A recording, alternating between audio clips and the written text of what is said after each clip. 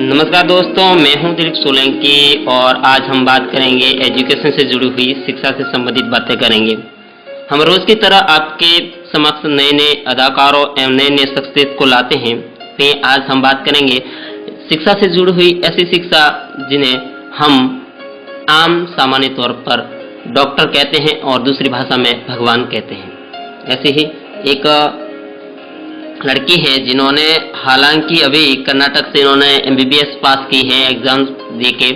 और मैं आपको पुनः बता देता हूँ सबको कि एग्जाम मेडिकल का जो एग्जाम होता है काफ़ी टफ होता है। उसमें कई सारे ऐसे स्टूडेंट होते हैं जो अपनी तैयारी नहीं कर पाते हैं, ऐसे में उदास हो जाते हैं। तो उनके लिए किस तरह से मार्गदर्शन देना चाहेंगे तो हम बात करेंगे। आपका स्वागत है मैडम कि आप हमारे साथ बात करिए सुनीता जी। शुक्रिया जी, मेरा पहला सवाल ये रहेगा आपसे कि मतलब पहले तो ये बताइए आपकी स्कूली शिक्षा कहाँ पर हुई और कैसी कहाँ पर हुई है, कौन से राज्य से हुई है? मेरी स्कूल की शिक्षा भी यहीं पे हुई है कर्नाटका से। जी। मेरे पापा यहाँ पे बिजनेस करते हैं तो यहीं पे बचपन से ही यहीं पे पढ़ाई वगैरह सब यहीं पे की है, कॉलेज भी यहीं पे की है। तो कर्नाटका में ही हुई है मेरी एजुकेशन। ठीक है, एक और मैडम बता दीजिए आपने हिंदी माध्यम से की है या फिर इंग्लिश से या फिर कोई और भाषा है? जी मैंने इंग्लिश मीडियम से की है, हिंदी से नहीं। ठीक है, दूसरा सवाल मैडम ये रहेगा कि आप स्कूल समय से ही टॉपर रहे थे या फिर सामान्य स्तर के विद्यार्थी थे? स्कूल लेवल में आपका कैसा था? जी मैं टॉपर तो नहीं लेकिन एवरेज से ज्यादा थी। तो हमेशा बस हार्डवर्क से ही जो होता है वो ही है, मतलब एवरेज स्टूडेंट ही थी। हमेशा ऐसे टॉप में रहती थी लेकिन टॉप 10 में रहती थी, मुझसे भी आगे स्टूडेंट्स होते थे। कई सारे क्या विद्यार्थी होते हैं जो एक आम सामान्य तौर पे ये थिंकिंग रखते हैं, सोच रखते हैं कि मतलब अपन टॉप नहीं कर सकते, इसका मतलब हम एग्जाम नहीं देता है। इसीलिए मैंने ये सवाल आपसे पूछा है मैडम।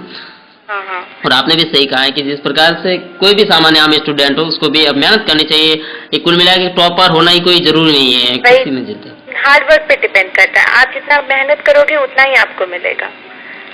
जी मैम, एक और मुझे बात बता दीजिए, प्री मेडिकल टेस्ट जो आपने अभी दिया है ये एग्जाम, इसके लिए कितने समय तक आप पढ़े हो घर पर और कितनी बार इस मेडिकल टेस्ट दे के अब की बार आप पास हुए? जी मैंने एंट्रेंस जब मैं 11th और 12th में थी तो 12th में मैंने एक बार एंट्रेंस दिया था लेकिन उसमें मेरा हुआ नहीं था। मतलब पहला अटेम्प्ट जो था उसमें मेरा क्रैक नहीं हुआ था। तो फिर मैंने एक साल फिर से उसकी तैयारी की और दूसरे टाइम जो मैंने अटेम्प्ट किया था वहाँ पे मेरे काफी सारे एग्जाम्स मेरे नंबर आए थे। तो फिर यहाँ पे दूसरी कॉलेज मिली थी मुझे, लेकिन मैंने यहीं पे ट्रांसफर लेके घर के पास है तो धारवाड़, तो मैंने वहीं पे करवा दिया। जी मैम, आप लगभग कितने घंटे तक स्टडी की ये पास करने के लिए, कितने घंटे तक पढ़ी हो कंटिन्यू? मेरा टाइम टेबल होता था। हर एक स्टूडेंट का क्या होता है, जब टाइम टेबल रखो ना तो पढ़ने में आसानी होती है। तो मैंने एकदम शेड्यूल करके रखा था कि मुझे ये शेड्यूल फॉलो करना ही है। तो सुबह 9 o'clock तक नाश्ता वाश्ता करके मैं बैठ जाती थी पढ़ने के लिए, तो 12 बजे तक ऐसे पढ़ती थी।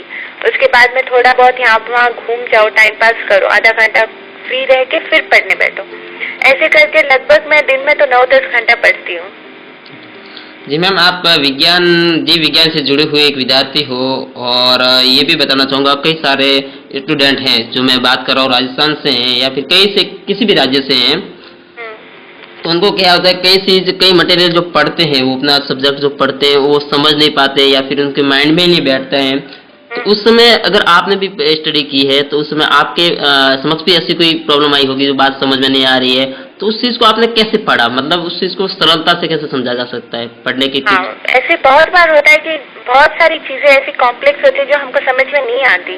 तो उसे समझने के लिए जब हम पढ़ते रहते हैं तो उसके सेपरेट नोट बना के रखना चाहिए कि हाँ भाई मुझे ये बात समझ में नहीं आई है।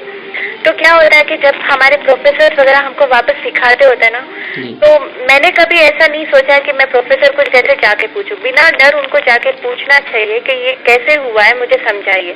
तो वो समझाते हैं और वो समझाने के बाद वो दिमाग में बैठ जाती है। तो ऐसे जब भी कोई डाउट आओ तो जाके क्लियर कर देना चाहिए। अगर उसे क्लियर नहीं करोगे तो वो वैसे ही डाउट बढ़ते जाएंगे और फिर लास्ट में ऐसा होता है कि हमको पता कुछ नहीं रहता है। जी मैडम, एक तो और सवाल ये है मेरा कि आप फाइनली एमबीबीएस सेलेक्टेड कैंडिडेट हो और जहाँ तक आप बिलोंग करते हो राजस्थान से करते हो ना, तो यहाँ क्या है, अपने जिस जिले से आप बिलोंग करते हो वहाँ एजुकेशन काफ़ी कम है, लड़कियों को इतना नहीं पढ़ा पा रहे, जागरूकता आई है लेकिन इतनी नहीं आई है। तो आप खुद उनके लिए क्या कहना चाहोगे? जब आप MBBS सेलेक्टेड हुए हो, काफ़ी बड़ा एग्जाम होता है हम समझते हैं, तो आप क्या कहना चाहोगे यहाँ की स्टूडेंटों के लिए? मैं वहाँ पे आपने जैसे बोला है कि एजुकेशन लेवल बहुत कम होती है और खासकर लड़कियों के लिए वहाँ पे पढ़ने के लिए बहुत दिक्कत होती है।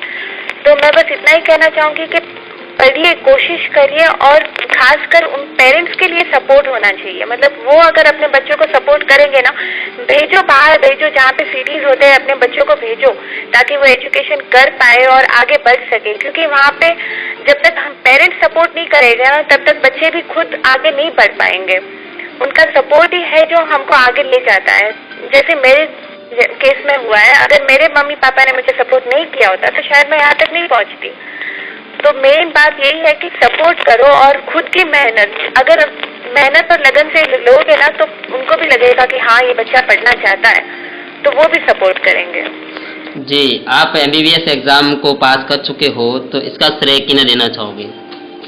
इसका मेरे मम्मी पापा को और किसी को नहीं। अगर मैं यहाँ पे इस मुकाम तक पहुँची हूँ तो वो सिर्फ और सिर्फ मेरे पापा मम्मी की वजह से।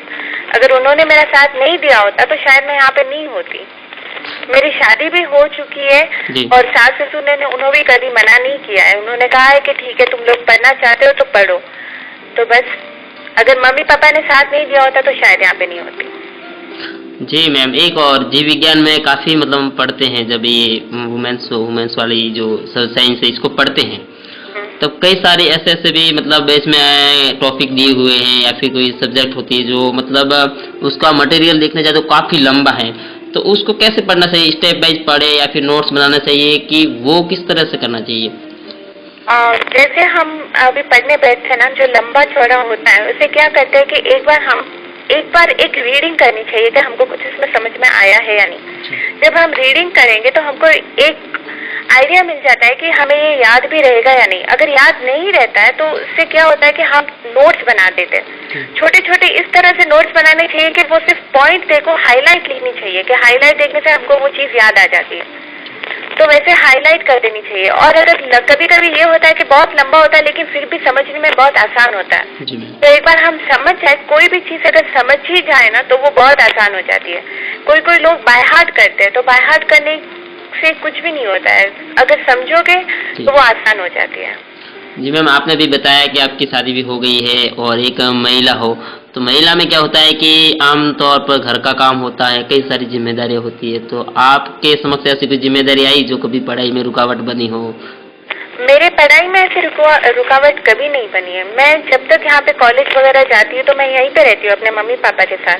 तो उनसे पहले हमने परमिशन वगैरह पापा ने ले चुकी थी कि हमारी बेटी पढ़ना चाहती है, आगे करना चाहती है। तो उन्होंने कहा ठीक है, करना चाहती है तो हमें कोई दिक्कत नहीं है। तो जब भी मेरी कॉलेज वगैरह है तो उन्होंने कभी नहीं कहा है कि आप यहाँ पे आओ, हमारे काम वगैरह करो, ऐसा नहीं हुआ है। जब भी मुझे छुट्टियाँ मिली है, जब भी हॉलीडेज रही है तो मैं ज़रूर अपने ससुराल जाती हूँ, वहाँ पे रहती हूँ और जब छुट्टियाँ पूरी होती है तो वापस यहाँ पे आके अपना कॉलेज ज्वाइन कर लेती हूँ। जी मैम, एक बात ये मुझे बताइए कि ये सारी प्रतियोगिता जितनी भी परीक्षाएं होती है हम देते हैं एग्जाम, उसमें क्या होता है कि स्टूडेंट कुल मिला के पढ़ते हैं, अलग अलग क्षेत्रों से होता है, कई सारे एजुकेशन से जुड़े हुए ऐसे बड़े महानगरों से होते हैं, कई छोटे से गांव से होते हैं। तो उनमें स्टूडेंटों में क्या है, वातावरण नहीं मिलता गांव वालों को इतना वातावरण एजुकेशन वाला नहीं मिलता, शहर वालों को पहले से मिला हुआ होता है। क्या ये बात मायने रखती है कि वातावरण के हिसाब से स्टूडेंट का डेवलपमेंट होता है, उसमें विकास होता है? ये बात रखती है, कुछ ज्यादा हद तक रखती है। इनफैक्ट एनवायरनमेंट पे बहुत डिपेंड करता है। जब तक आपको ऐसा एनवायरनमेंट मिलो कि आप पढ़ाई कर सकते हो, आपके और फ्रेंड सर्कल वो भी बहुत इम्पोर्टेंट होता है। तो एनवायरनमेंट बहुत इम्पोर्टेंट रहता है क्योंकि गांव में मैंने खुद जब गांव जाती हूँ तो देखती हूँ कि वहाँ पे सिर्फ बच्चे किस तरह से पढ़ते हैं कि हमें पास होना है, बस जी पास हो जाए। उन्होंने कभी इतना मायने इम्पोर्टेंस नहीं दिया है कि ये जो अभी एजुकेशन के हमें मार्क्स मिलेंगे वो आगे जाके बहुत इम्पोर्टेंस हमारे लिए क्रिएट कर सकती है। वहाँ पे इतनी इम्पोर्टेंस नहीं दी गई है। तो एनवायरनमेंट काफी हद तक इसके लिए मायने रखता है। जी मैम, आप स्वयं अपनी ओर से राजस्थान समेत तमाम स्टूडेंटों को क्या कहना चाहोगे? पढ़ाई के बारे में कुछ कहना चाहोगे आपकी ओर से? मैं बस इतना ही कहना चाहूंगी कि जो भी करो पूरी मन और मेहनत से करो, जो करना चाहोगे वो मिलेगा। बस मेहनत करो, और मेहनत के साथ बड़ों का आशीर्वाद भी बहुत बहुत ज्यादा जरूरी है। बड़ों का आशीर्वाद और भगवान पे भरोसा, अगर ये चीज और मेहनत करोगे तो कुछ भी कर सकते हो। जी मैम, आप विज्ञान से जुड़ी हुई हो, अभी डॉक्टर बने हो, तो अभी से आपके क्या सपने हैं? किस तरह का काम करना चाहोगे? किस तरह से अपना अलग सा अंदाज होगा? उसके बारे में थोड़ा बहुत बता दीजिए, जो अभी आपके ज़हन में हो कि हाँ मैं ऐसा कुछ काम करूँगी, ऐसा करेंगे, हाँ, ऐसा कुछ। तो फिलहाल तो अभी MBBS हुई है, तो मेरी प्रैक्टिस चल रही है। तो 1 साल से मेरी प्रैक्टिस पूरी होगी, और इसके बाद में मुझे आगे और पढ़ना है, तो स्पेशलाइजेशन करना है मुझे। तो उसके लिए शायद तक तो मैं 1 साल गैप लूंगी, शायद मैं 1 साल लूंगी। जी। तो प्रिपरेशन वैसे जैसे एंट्रेंस टेस्ट होते हैं ना, फिर से एंट्रेंस टेस्ट हो जी। गए, और आगे मैं स्पेशलाइजेशन करूंगी, PG करूंगी। जी। तो आपको पुनः बधाई MBBS की, आपने पहला प्रीवियर मेडिकल जो टेस्ट होता है वो आपने पास कर लिया है, और राजस्थान की एक बेटी होने के नाते और हम तमाम राजस्थानी भी आपका स्वागत करते हैं शुक्रिया और शुभकामना देते हैं। इसी तरह से हमारे साथ बने रहिएगा, क्योंकि राजस्थान का एक ऐसा माहौल है कि गाँव में पढ़ाई नहीं कर पाते, तो हमारा एक प्रयास है कि हम आजकल सोशल साइट ज़्यादा चल रही है, व्हाट्सएप है, फेसबुक है, इसके माध्यम से हम अच्छे लोगों का इंटरव्यू लेते हैं और प्रत्येक उन लोगों तक पहुंचाते हैं जिनका उनसे प्रेरित हो सके, यही हमारा उद्देश्य है। थैंक यू सो मच मुझे इस लाइट समझने के लिए। नहीं, खैर आपकी काबिलियत है और हम सबकी काबिलियत को समझते भी हैं और उसको लोगों तक पहुंचाने का काम थोड़ा बहुत करते हैं हम भी। थैंक यू, शुक्रिया। थैंक यू हमारे साथ बात करने के लिए।